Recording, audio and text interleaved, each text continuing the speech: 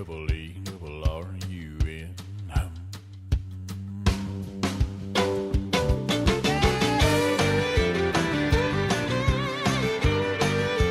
Look out!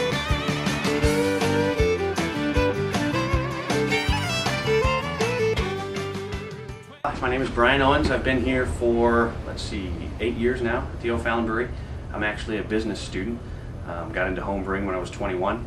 I met the owners of the brewery here and hung out enough that they gave me a job. So I've since gone back to school at the Siebel Institute in Chicago, UC Davis in California, and got a little bit of the science behind the brewing aspect as opposed to just the artwork of making my own beer at home. And so that's kind of how I got started.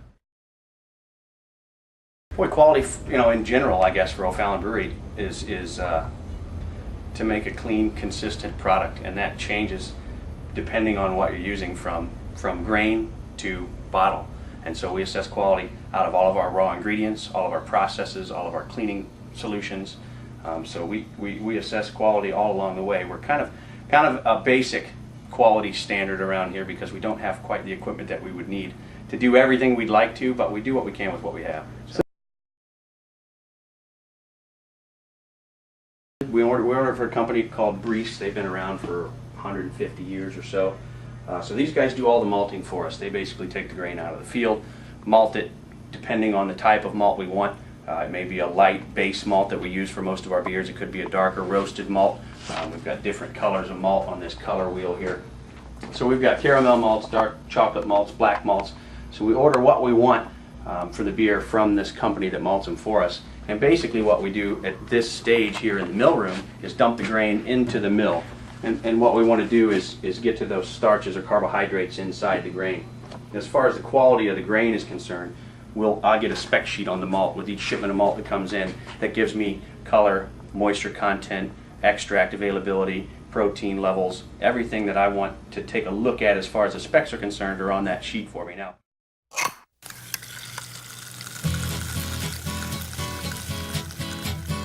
I'm going to tell you about my younger days when my health was good, but my mind was crazed by chemical interaction. So the brewing vessels themselves are the mash tun and the brew kettle. And so what we do is when we mill our grain in, we crush that grain up, store it in the grist case over top of the mash tun, and then we'll actually start the brewing process by mixing that grain with a specified amount of hot water. And so as far as quality is concerned, when it comes to brew day and making a batch of beer, times and temperatures become extremely important for us at this point during the process.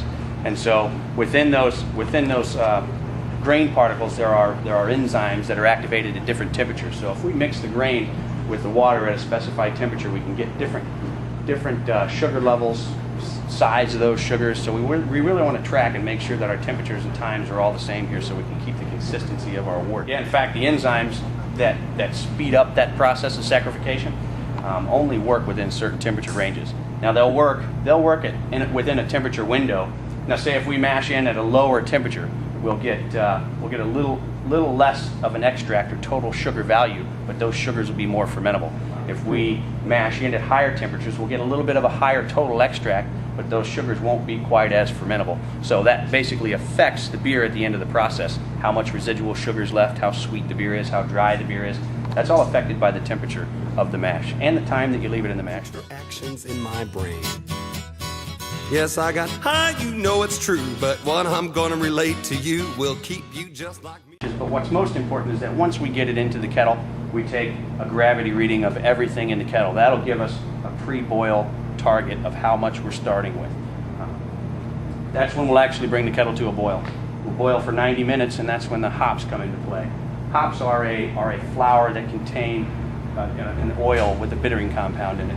Those oils need to break down. It's a chemical process of breaking down those oils to get to that bitterness that you want for the beer. The earlier in the process you add the hops, the more bitterness you get. Later in the process you add the hops, the more flavor and aroma you get. Stop me from going insane, 'cause you know beer is good for you. And so once we're done with the boiling process, we've whirlpooled everything, we have a nice clear wort, we transfer that wort from the brew kettle through this heat exchanger here. And this is another quality control point, because we really want to make sure we're coming out of the kettle at just the right temperature, because after it leaves the heat exchanger, we pitch the yeast into the beer. So we talk about yeast a little bit. Yeast is very temperature sensitive, so it's important that we come out of here at just the right temperature. We shoot for about 75 degrees coming out of the heat exchanger. So we're going from boiling in the kettle through this heat exchanger down to about 75. Another important aspect in transferring through the heat exchanger is this green hose here. We pump in medical grade or pure oxygen into the wort. That oxygen will allow the yeast cells to replicate themselves before they start the process of fermentation.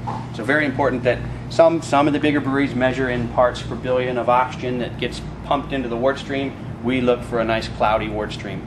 We pump the oxygen through a stone, so we look for a nice cloudy wort stream coming through here. We don't actually measure the parts per million. What we can do from a quality standpoint, because we don't have the equipment to measure that, is assess fermentation, how long it takes, how vigorous the fermentation is. And so as we come out of the heat exchanger, what we'll do is we'll fill this vessel nice and slowly from the bottom. We'll pitch our yeast in through the manway door. The yeast will then go to work on those sugars that we created in the mash tun and break them down into alcohol and carbon dioxide. And so you can see this hose is clogging up just a bit, so it's bubbling every now and again. But the amount of carbon dioxide that's being blown off into this bucket, there's an equal amount of alcohol being produced in the fermentation tank itself. Beer is good for you. Beer is good for you. Beer is good for you. This is true. Beer is good for you. Yeah, keep off crack, speed, smoke. You'll just get dumber with. So yeah, we use a brown bottle.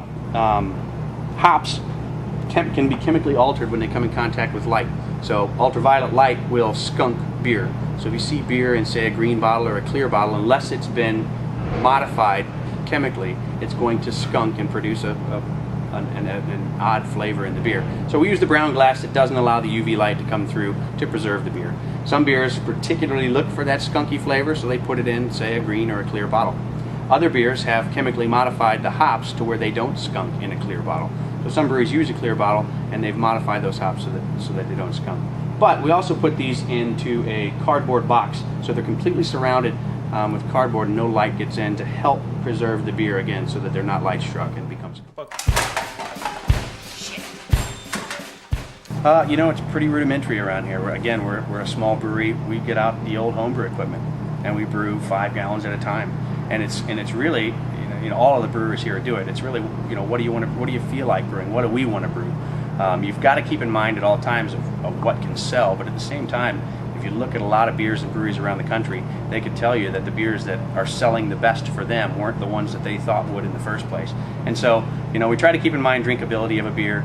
You know, we don't want to make a super sour beer that's not going to appeal to many people, but at the same time, from a brewing standpoint, we do whatever we like pretty much, and then we leave it up to the advertising marketing guys to pick out what they may want or think would sell.